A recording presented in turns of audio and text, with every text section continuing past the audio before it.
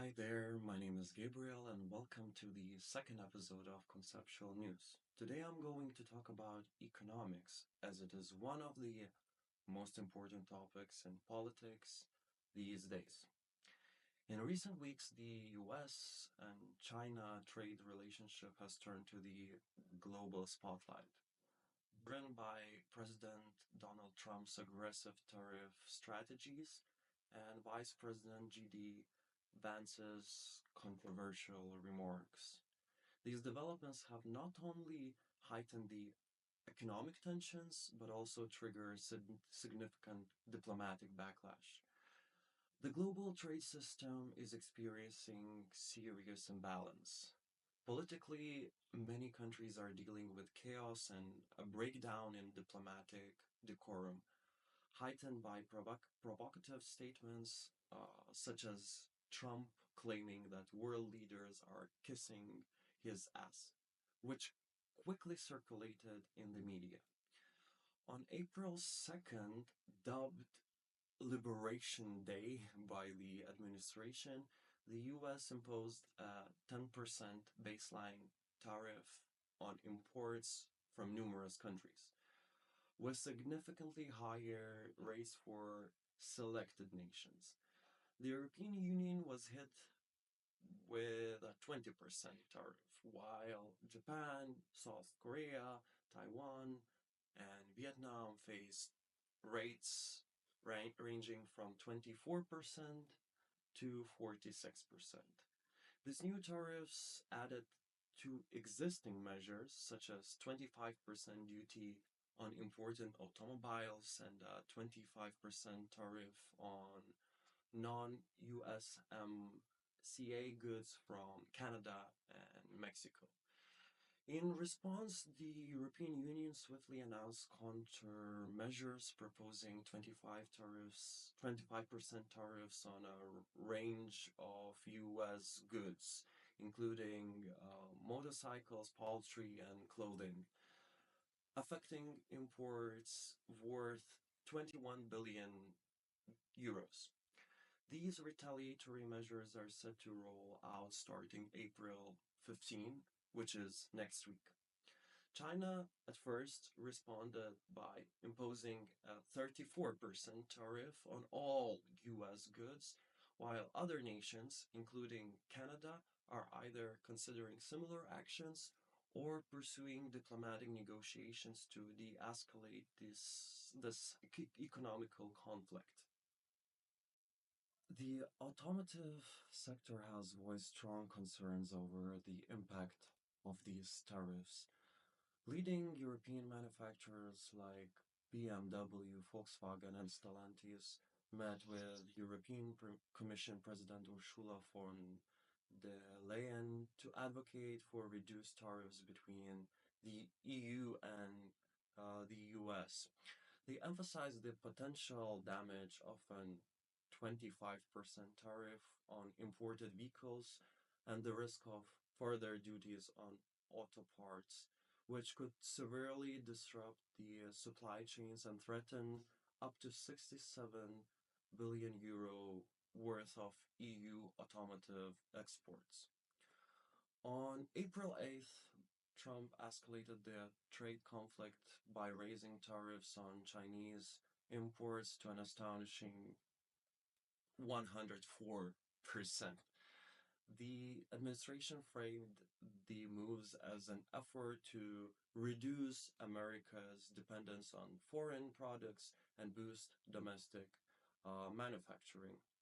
Reactions have been mixed. Supporters argue these tariffs are essential for protecting American jobs and industries. For example, some letters to the editor in the New York Post praised the move, with individuals like Gary Markman describing it as a new step toward economic stability.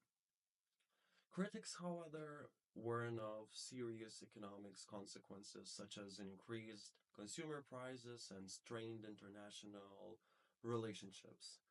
Former Treasury Secretary Larry Summers warned that a prolonged trade war could lead to a US recession and cost up to 2 million jobs. Amid the tariff tensions, Vice President GD Vance ignited controversy during an April 3rd interview on Fox and Friends, which is the favorite Trump's media channel. While defending the administration's trade policies, he referred to Chinese workers as peasants, sparking international outrage.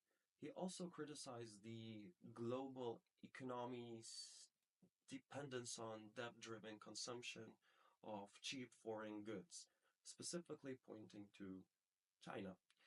The backlash was immediate. Chinese social media platforms saw the topic trend with over 140 million views, with many users condemning Vance's remarks as offensive and uninformed. China's foreign ministry spokesperson Lin Jian responded strongly, stating that pressure, threats, and blackmail are ineffective tools dealing with China. These events have further strained US-China relations in response.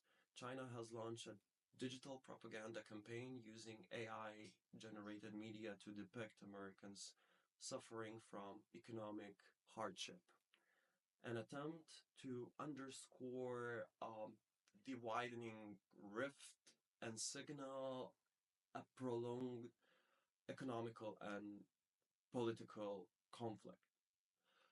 Domestically, both the tariffs and Vance's remarks have triggered debate. Some view them as necessary steps toward economic independence. Others fear that these long-term consequences for the US economy and its global reputation could get worse. As the situation evolves, it's essential to monitor the impact of these policies and the rhetoric surrounding them.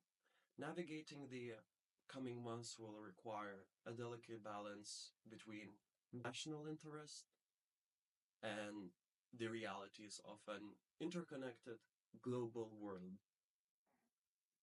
In my view, Trump appears to be pursuing a strategy aimed at reducing imports and boosting the domestic economy. Well, this is what he communicated since the election period. His repeated comments suggest frustration with the fact that the US has been a major consumer of foreign goods, while countries like China and Japan do not proportionally support or promote American products. For instance, during a recent press conference with Israel's Prime Minister, Trump mentioned a call with Japan in which he expressed frustration that there are Japanese cars in the US, but no American cars in Japan. This highlights a perceived imbalance in trade and market access. China's economy follows a similarly closed model, focusing heavily on exports while maintaining relatively low levels of import. This, understandably, appears to aggravate Trump, especially as China continues to profit significantly from the American consumer market. For example, in 2024, trade between the US and China remains substantial but deeply imbalanced. The US imported approximately uh, 439 billion in goods from China, making it the second largest source of US imports after Mexico, while exporting only 143 billion to China. This created a significant trade deficit. Vance's remarks about Chinese workers may reflect a belief that China's global trade advantage is built on a low-cost labor model. The broader question remains, will such rhetoric and policy shifts help the US stabilize its economy? And more crucially, are Americans ready to work for lower wages to compete with China's manufacturing dominance and strategy? Are Americans ready to get rid of consumerism and cheap products? Time will tell, but we are already witnessing an economic and political war. At this stage, there are no clear winners.